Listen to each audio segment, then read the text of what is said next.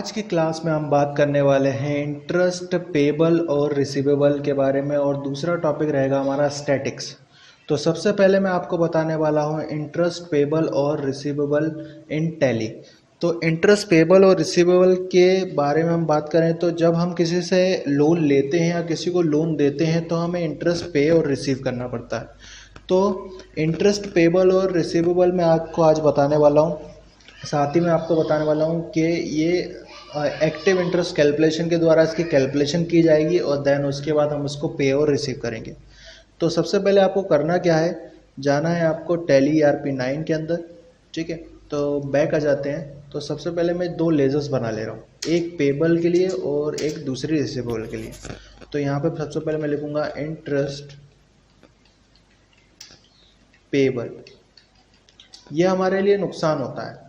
क्यों नुकसान होता है? क्योंकि हमें इंटरेस्ट पे करना होता है, तो ये हमारे लिए नुकसान होता है और हम इसे डालते हैं इनडायरेक्ट एक्सपेंसेस में।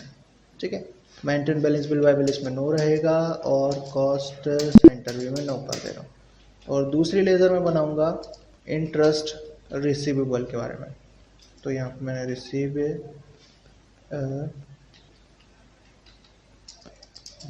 इनडायरेक्ट इनकम, ये हमारे लिए फ़ायदा होगा क्योंकि ये इससे पैसे से पैसा बनेगा। कहने का मतलब ये है कि हम इंटरेस्ट, हमने लोन दिया उसके बदले हम उससे इंटरेस्ट लेंगे, तो ये हमारे लिए फ़ायदा होगा।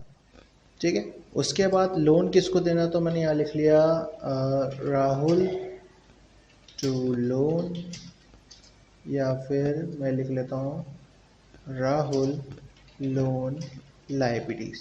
लायबिलिटीज़ इसलिए लिख रहा हूँ क्योंकि इससे हम लोन लेंगे तो उसके पैसे कभी ना कभी हमें चुकाने पड़ेंगे, लोन लायबिलिटीज़। ठीक है, और ये जाएगा अपना सिक्योर लोन्स में, सिक्योर लोन्स। ठीक है, और यहाँ पर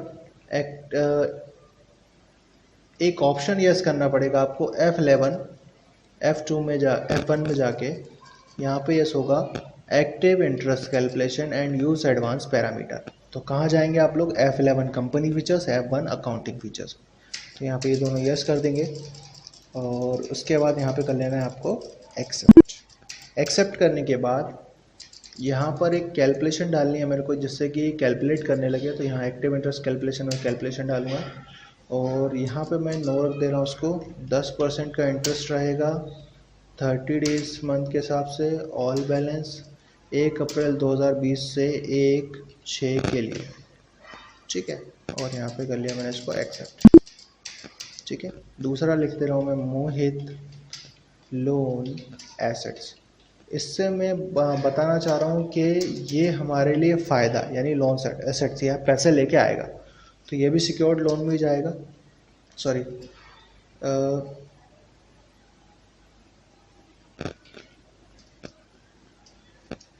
हम लोन दे रहे हैं तो यह जाएगा लोन एंड एडवांस एसेट्स में।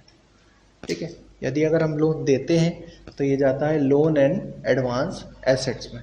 तो यहाँ पे इसको कर लेंगे हम yes, loan and advance assets, और यहाँ पे जाएगा ये एक्टिव इंटरेस्ट कैलकुलेशन, यस हो जाएगा। उसके बाद यहाँ पे 15% से मैं इंटरेस्ट ले रहा हूँ उससे 30 डेज़ के लिए, ये भी ऑल बैलेंस 1 अप्रैल से 1 जून के लिए। ठीक है, आप चाहो तो साल भर का भी ले सकते हो। और यहाँ पे कर देंगे इसको एक्सेप्ट। एक्सेप्ट करने के बाद आप क्या करेंगे, यहाँ पर पहले जैसे मान लीजिए मैं लोन दे रहा हूँ तो अमाउंट पे होगी। ठीक है, तो F5 पेमेंट वाउचर, तो नॉट एप्लीकेबल यहाँ पे कैश। और किसको लोन दे रहा हूँ, तो मैं दे रहा हूँ loan Rahul loan liabilities, sorry Mohit loan assets को, यानी लोन दे रहा हूँ। ठीक है, तो यहाँ पे 25,000 रुपये का लोन दे दिया मैंने। ठीक है, और यदि मैं अगर किसी से लोन लेता हूँ तो क्या होगा, पैसा रिसीव होगा, यानी लोन की अमाउंट रिसीव होगी। अभी हमने लोन दिया किसी को तो पहले उसको अमाउंट पे करनी पड़ेगी, तो अब पैसा दे, हम लोन ले रहे हैं तो पैसा रिसीव्ड होगा। तो यहाँ पे क्या करेंगे, कैश, और यहाँ पे जिसको लोन देना है, जैसे ये लोन ले रहे हैं इससे हम, ठीक है, तो ये हमने इसका नाम ले लिया यहाँ पे, और यहाँ पे मैं इससे 20,000 रुपये लोन पे ले रहा हूँ, एक्सेप्ट। ठीक है, इसके बाद चेक क्या करेंगे, तो चेक करने के लिए होता है display statement of inventory, sorry statement of accounts interest calculation, interest receivable, तो यानी कि जो इंटरेस्ट रिसीव करना है। लेकिन अभी ये खाली दिखा रहा है तो आपको कोई प्रॉब्लम की ज़रूरत नहीं है, यहाँ पर कोई प्रॉब्लम नहीं है। यहाँ पर आपको क्या करना है, F2 प्रेस करना है। F2 प्रेस करेंगे तो 1 अप्रैल 2020 से 1/6 के लिए हमें कैलकुलेशन करवानी, तो हम डिस्प्ले भी उतना ही करवाएंगे। तो यहाँ पे ये बता रहा है कि इनसे पैसा लेना है 25,000 रुपये का 61 दिन का 10% के हिसाब से, 15% के हिसाब से 7,625 रुपये। ठीक है, तो ये 7,625 रुपये मैं रिसीव कर लेता हूँ। तो रिसीव करने के लिए क्या करेंगे, अकाउंटिंग बाउचर में जाएंगे, F6 रिसीव बाउचर, यहाँ पर आएगा कैश और यहाँ पर आ जाएगा इंटरेस्ट रिसीवेबल, कितना 7,625 रुपये। तो ये इंटरेस्ट रिसीव हो जाएगा। तो इस तरीके से इंटरेस्ट रिसीवेबल की एंट्री होती है। तो ये दिखाई कहाँ देता है, तो ये दिखाई देता है प्रॉफिट एंड लॉस अकाउंट में, इनडायरेक्ट इनकम में।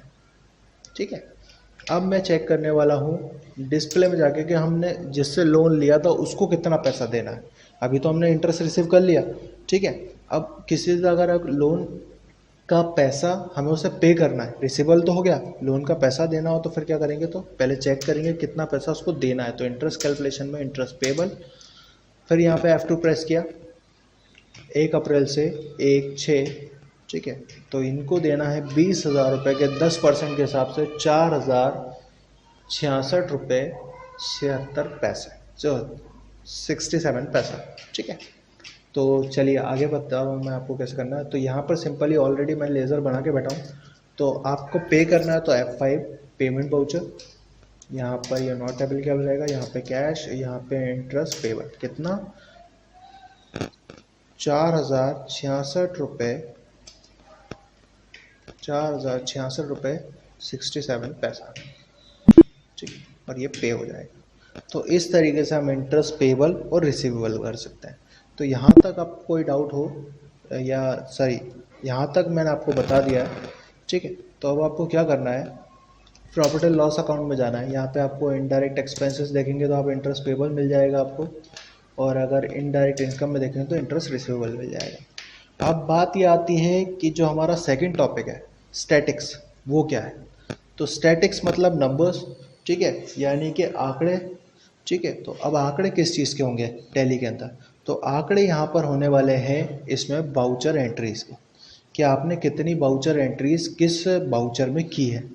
कहने का मतलब यह है कि स्टैटिक आपको दिखाएगा तो, लेकिन ये क्या दिखाएगा वो मैं आपको बता रहा हूँ। तो ये दिखाएगा बाउचर एंट्रीज के आपने किस बाउचर में कितनी एंट्री की है और किस तारीख में की है, वो भी आपको ये डिटेल दिखा देगा। तो आपको स्टैटिक्स देखना है तो कहाँ जाएंगे आप, डिस्प्ले, स्टेटमेंट ऑफ अकाउंट्स, यहाँ पर आपको मिल जाएगा स्टैटिक्स।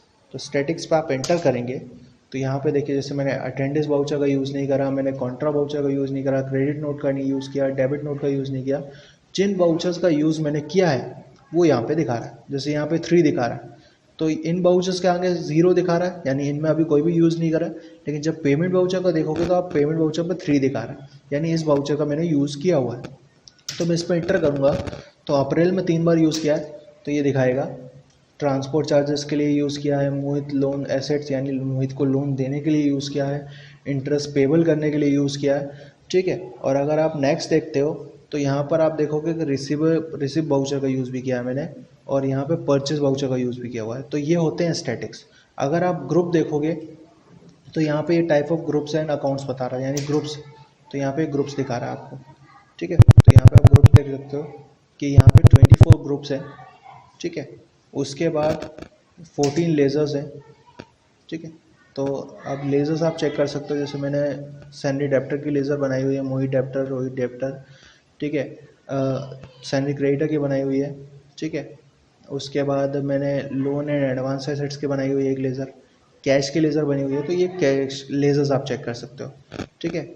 उसके बाद यहाँ पर इंटरेस्ट पेबल, इंटरेस्ट रिसीवेबल की बनाई हुई है, ठीक है। तो ये सारी लेज़र्स आप यहाँ पे चेक कर सकते हो। तो ये स्टैटिक्स होते हैं, ठीक है। अगर आप बाउचर टाइप देखोगे तो यहाँ पे 24 बाउचर टाइप्स होते हैं, ये 24 बाउचर टाइप्स हैं, ठीक।